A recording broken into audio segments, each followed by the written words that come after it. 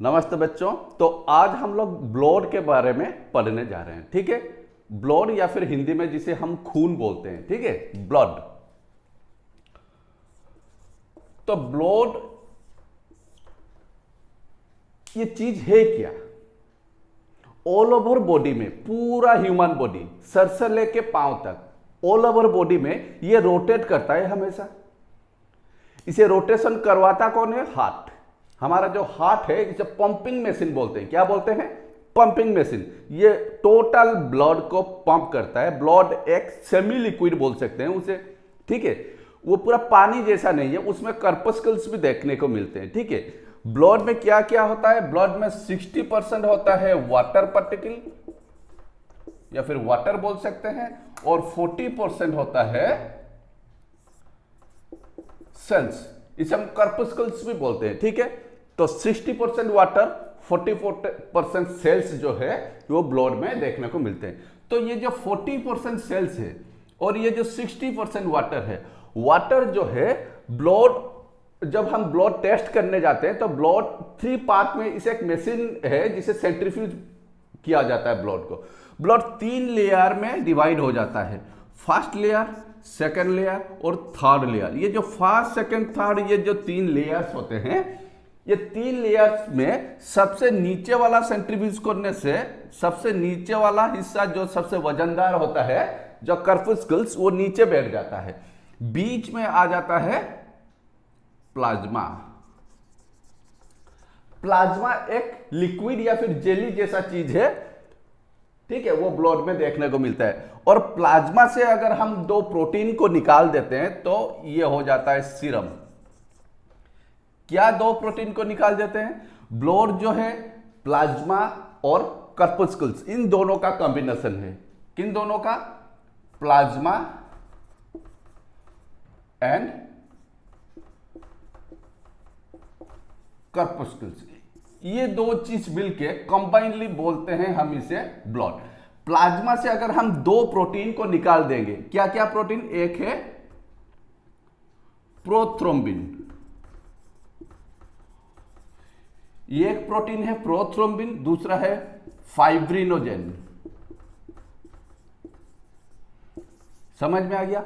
अगर ये प्रोथ्रोम्बिन और फाइब्रिनोजेन को हम प्लाज्मा से निकाल देते हैं, ये ब्लड का जो डेंसिटी है, कितना घना है ब्लड, कितना मोटा है ब्लड, तो ये 2 प्रोटीन मोटापा मेंटेन करते हैं ब्लड का। ठीक है, अगर इन 2 प्रोटीन को हम निकाल देते हैं, कैसे निकालेंगे?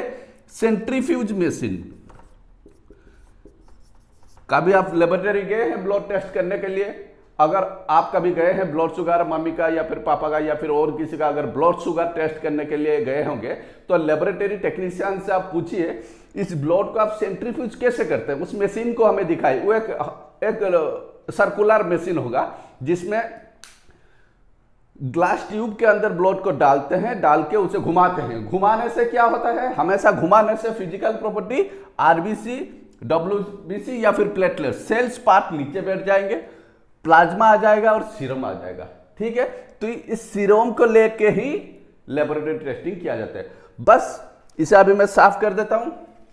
तो प्रोथ्रोम्बिन और फिब्रिनोजेन, तो ये 2 प्रोटीन प्लाज्मा में देखने को मिलते हैं। बाकी जो पार्ट है कर्पस्कल्स, कर्पस्कल्स में क्या क्या रह गए? एक है आरबीसी, दूसरा है डब्ल्यूबीसी, तीसरा है प्लेटलेट्स। प्लेटलेट्स, ठीक है। तो आरबीसी, डब्ल्यूबीसी, प्लेटलेट्स। तो प्लेटलेट्स, आरबीसी, डब्ल्यूबीसी ये कर्पस्कल पार्ट है, और प्रोथ्रोम्बिन, फाइब्रिनोजेन, ऐसे बहुत सारे प्रोटीन्स हैं। एल्बुमिन देखने को मिलता है, एंटीट्रिप्सिन नाम का एक एंजाइम वो भी देखने को मिलता है, और हेपारिन जो है, जैसे फाइब्रिनोजेन हो गया वैसे हेपारिन हो गया आपका एंटीकोआगुलेंट, मतलब ब्लड को क्लॉट करने नहीं देगा, और फाइब्रिनोजेन क्लोटिंग मैकेनिज्म में काम आता है। ये कोआगुलेटिंग सब्सटेंसेस है, मतलब ब्लड को क्लॉट कर लेता है। वरना कहीं पे अगर हमारा कुछ इंजरी हो गया, कर गया, तो फिर ब्लड तो ऐसे कंटिन्यूअसली फ्लो करता जाएगा या फिर खत्म हो जाएगा हमारा पूरा ब्लड। ठीक है, अभी मैं इसे साफ कर देता हूं। तो ज्यादा डिफिकल्ट नहीं है, बहुत आसान सा चीज है ये ब्लड। बस इसका काम क्या है, इसका फिजिकल प्रॉपर्टी क्या है, इन चीजों पे हमें थोड़ा ध्यान देना पड़ेगा। तो ब्लड का काम एक्चुअली है क्या, ब्लड एक्चुअली काम क्या करता है? खून का काम जो है या फिर ब्लड का, ऑक्सीजन बॉडी का हर एक हिस्सा जो है, हर एक सेल्स को क्या प्रोवाइड करता है? ऑक्सीजन प्रोवाइड करता है। कहां?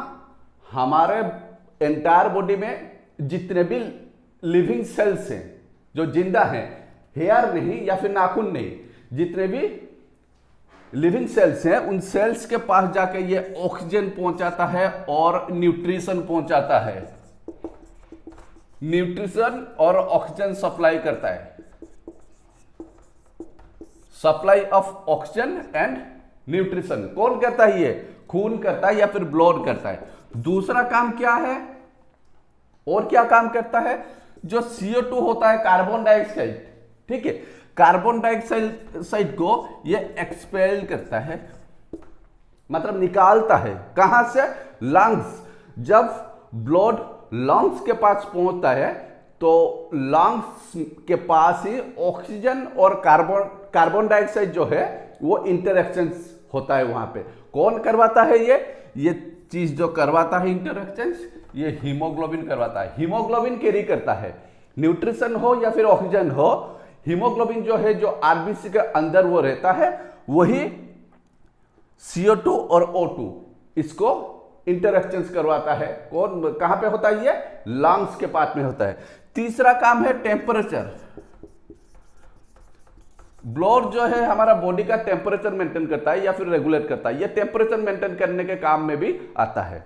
ब्लड में बहुत सारे प्रोटीन्स देखने को मिलता है, जैसे एल्बुमिन। ब्लड में एल्बुमिन देखने को मिलता है। एल्बुमिन का काम क्या है? ये ऑस्मोसिस प्रेशर मेंटेन करता है। ऑस्मोसिस प्रेशर मतलब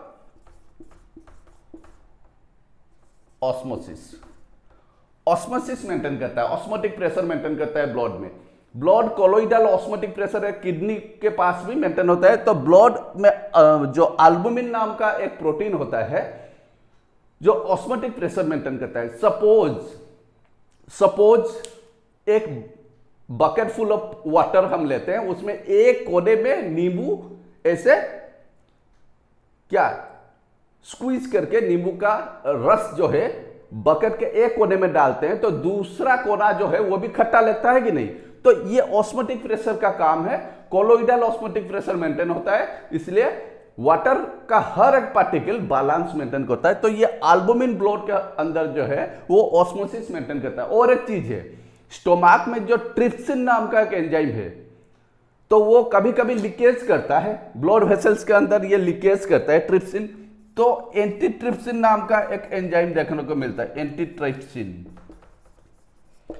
एंटीट्रिप्सिन नाम का एक एंजाइम भी देखने को मिलता है, जो अगर ट्रिप्सिन किसी भी वजह से अगर स्टोमाक से लीक होके ब्लड वेसल्स के अंदर गया, तो एंटीट्रिप्सिन उसे न्यूट्रलाइज करेगा। अगर एंटीट्रिप्सिन ना हुआ तो फिर ब्लड वेसल्स में वो डिजॉर्डर या फिर कुछ ना कुछ इशू तो वो जरूर करवाएगा। इसलिए एंटीट्रिप्सिन नाम का एक एंजाइम भगवान ऑलरेडी दिए हैं ब्लड के अंदर, ठीक है। तो एल्बुमिन गया, एंटीट्रिप्सिन गया, फाइब्रिनोजन तो मैं पढ़ा था। फाइब्रिनोजन जो है वो एक क्या एंटीकोआगुलेंट, हेपारिन और एक है हेपारिन।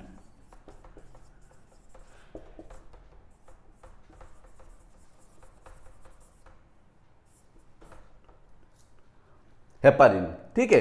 हेपारिन नाम का एक प्रोटीन भी देखने को मिलता है।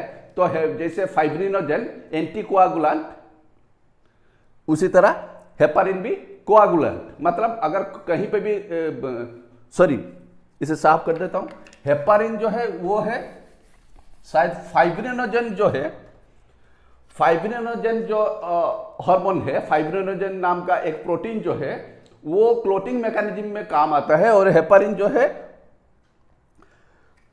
ये दोनों हेपारिन फाइब्रिनोजन, इन दोनों का काम थोड़ा अच्छे से देख लीजिए। एक है क्लोटिंग मैकेनिज्म, दूसरा है एंटीकोआगुलेंट। एक खून अगर कंटिन्यूअसली खून फ्लो हो रहा है, ठीक है, अगर कंटिन्यूअसली आपका खून बह रहा है तो उसे वो ब्लॉक करेगा, वो क्लोट करेगा ब्लड को। कभी देखे होंगे एक्सीडेंट हुआ या फिर रोड पे कहीं पे कुछ हो गया तो एक आदमी का इंजरी हो गया, ब्लड निकलेगा लेकिन पूरा निकलता नहीं जाएगा, वो क्लोट हो जाएगा, ठीक है।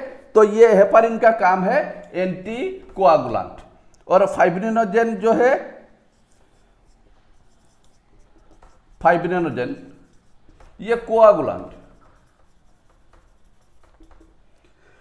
एक्सीडेंट केस में ये फाइब्रिनोजन काम आता है, ये क्लोट कर लेगा, लेकिन ब्लड वेसल्स के अंदर कभी क्लोट नहीं होगा। हेपारिन वो मेंटेन करता है, हेपारिन जो है वो मेंटेन करता है ब्लड को, एंटी मतलब क्लोट होने नहीं देता हेपारिन, एंटी कोआगुलेंट। और कोआगुलेंट मतलब ये क्लोट कर लेगा, कंटिन्यूअसली ब्लीडिंग करने नहीं देगा, ठीक है। और भी बहुत सारे हार्मोन्स वहां पे पीरियडिकली हमें देखने को मिलता है। जैसे अगर कोई प्रेग्नेंट हुआ, कोई फीमेल अगर प्रेग्नेंट हुआ तो उसके ब्लड को लेके हम टेस्ट करेंगे तो HCG नाम का एक हार्मोन देखने को मिलेगा। HCG का फुल फॉर्म क्या है?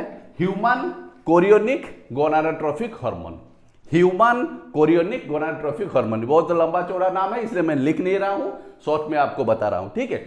तो ब्लड में ऐसे बहुत सारे हार्मोन से बहुत सारे प्रोटीन्स देखने को मिलते हैं और कर्पस्कुल्स भी देखने को मिलते हैं, आरबीसी, डब्ल्यूबीसी और प्लेटलेट्स। ब्लड का ये सब चीज तो हो गया। अभी ब्लड के बारे में और थोड़ा सा हम जानकारी लेते हैं। ये ब्लड टोटल ह्यूमन बॉडी में होता कितना है, ठीक है। तो ब्लड के बारे में मैं अभी जो समझा, ये जो पंपिंग मशीन है हार्ट, ठीक है, तो कार्डियक आउटपुट मतलब हार्ट से एक ही बीट में 72 ml ब्लड निकलता है। 72 ml ब्लड एक ही बीट। जब हार्ट का जब मैं हार्ट पढ़ाऊंगा तो आपको डिटेल में समझा दूंगा उसमें क्या क्या होता है। तो 72 ml एक मिनट में हमारा हार्ट जो है 70 ml ब्लड वो निकालता है। 72 टाइम्स ये बीट होता है।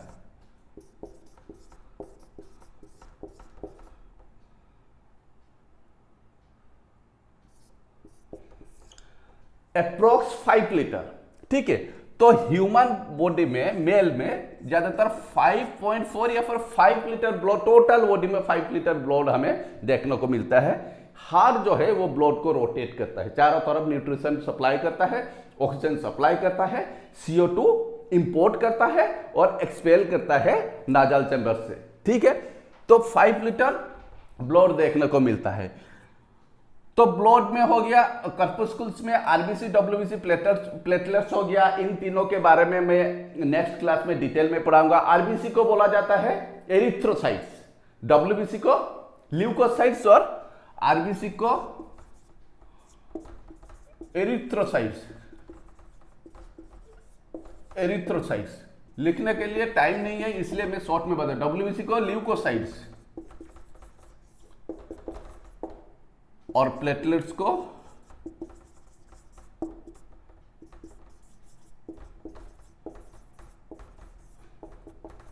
थ्रोम्बोसाइट्स। एरिथ्रोसाइट्स, ल्यूकोसाइट्स, थ्रोम्बोसाइट्स, ये 3 सेल्स हमारे ब्लड के अंदर देखने को मिलते हैं, ठीक है।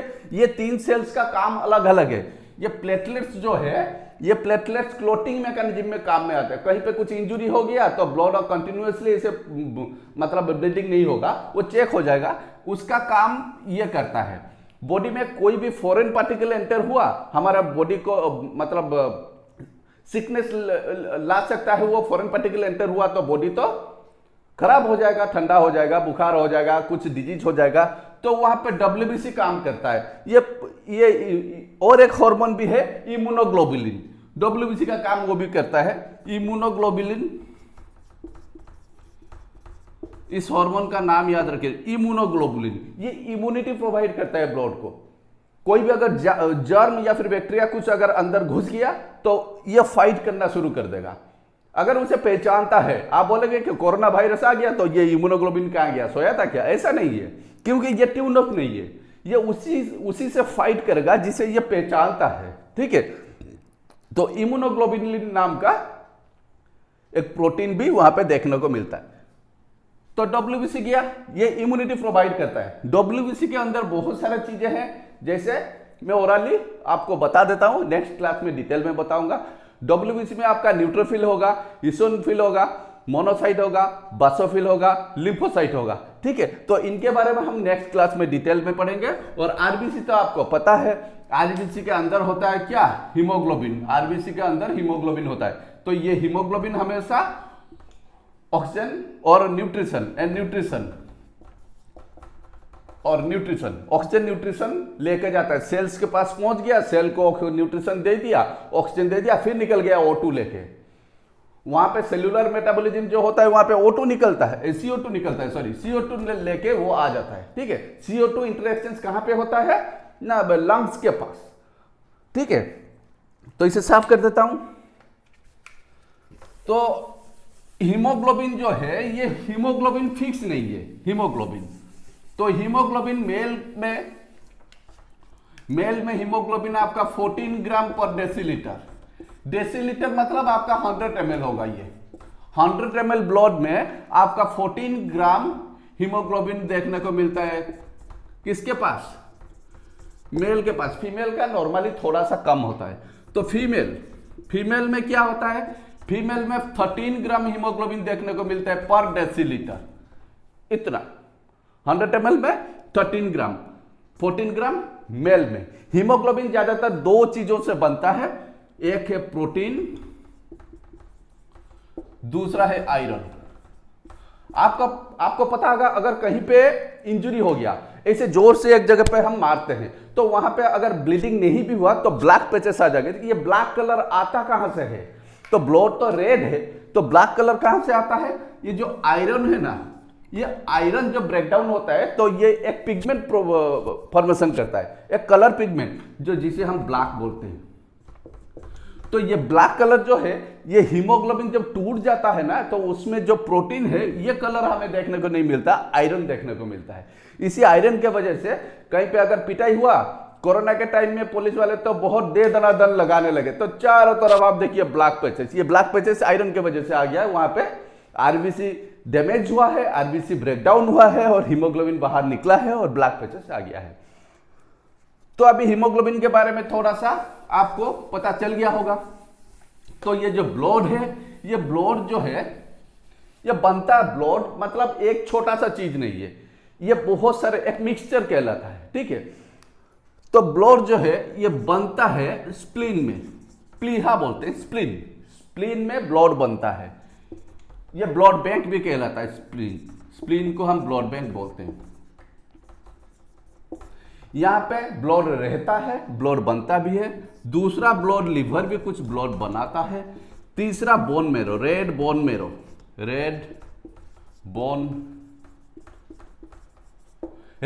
मेरो।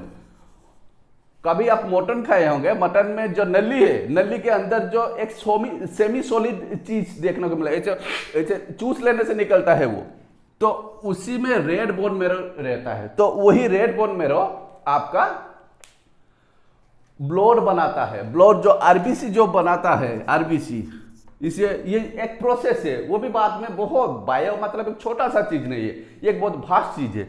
तो ये जो आरबीसी बनता है इसे हम बोलते हैं एरिथ्रोपोइटिक प्रोसेस बोलते हैं हम। एरिथ्रोपोइटिक प्रोसेस से आरबीसी बनता है। आरबीसी का लाइफ स्पान, ये जो आरबीसी एक ब्लड, इसे आरबीसी जो बोलते हैं ना, आरबीसी, इसका लाइफ स्पान कितना है, 120 डेज ये जिंदा रहता है। ठीक है, एवरी 7 डेज के अंदर पैदा होता है। सपोज एरिथ्रोपोइसिस प्रोसेस में आरबीसी बन रहा है, तो आरबीसी बोन मेरो में बन रहा है, तो ये पार्ट आरबीसी बनाता है। समझ में आ गया? तो ये पार्ट आरबीसी बनाता है, ये एवरी 7 डेज में एक आरबीसी बनाएगा। समझ में आ गया? अगर ये अभी बना दिया एक आरबीसी बना दिया अभी, ये बोन मेरो, ठीक है, सपोज बोन मेरो में से एक पार्ट में से एक आरबीसी बना, इसके बाद 7 डेज के अंदर दूसरा आरबीसी बनेगा। समझ में आ गया? तो ये जो आरबीसी बन गया, इसका लाइफ स्पान होगा 120 डेज लाइफ स्पान। मतलब एक रेड ब्लड सेल हमारे बॉडी में 120 दिन जिंदा रहता है और जो उसे बनाता है वो 7 दिन में एक एक सेल बनाता है। समझ में आ गया? बस अभी मैं इसे साफ कर देता हूं। तो आज के लिए मेरे ख्याल से इतना ही सफिशिएंट होगा। आज इतना ही याद रखिए, व्हाट इज ब्लड। ब्लड क्या है? ब्लड एक कनेक्टिंग टिश्यू बोल सकते हैं उसे। एंटायर बॉडी में ये रेगुलेट होता है, सर्कुलेट होता है। इसके जरिए सेलुलर मेटाबॉलिज्म से जो कार्बन डाइऑक्साइड बनता है वो लंग्स के पास आके एक्सपेल होता है। वो बॉडी का टेम्परेचर मेंटेन करता है। वो बॉडी में एक जेनेटिक क्वालिटी, एक रेगुलेटरी, ब्लड में एक रेगुलेटरी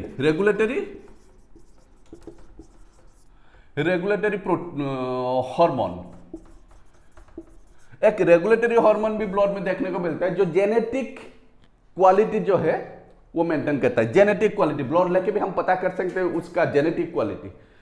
उसके जो एंसिस्टर पीछे, उसके जो दादाजी परदादा, ये जो पीछे जो पैदा हुए थे, एंसिस्टर्स बोलते हैं उसे, तो ये क्वालिटी रेगुलेटरी हार्मोन मेंटेन करता है। ठीक है, वो जेनेटिक क्वालिटी मेंटेन करता है। इसे साफ कर देता हूं मैं।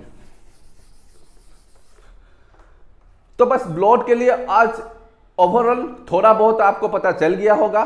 तो नेक्स्ट क्लास में मैं detail in writing and verbally में आपको डिटेल में बताऊंगा। न्यूट्रोफिल, फागोसाइट किसे बोलते हैं, ल्यूकोसाइट्स, बहुत सारे ल्यूकोसाइट्स हैं, न्यूट्रोफिल, इसिनोफिल, बासिलोफिल, इन सब का स्पेसिफिक काम क्या है नेक्स्ट क्लास मिस बिल्कुल मत कीजिए। आज के लिए बस इतना ही। Thank you.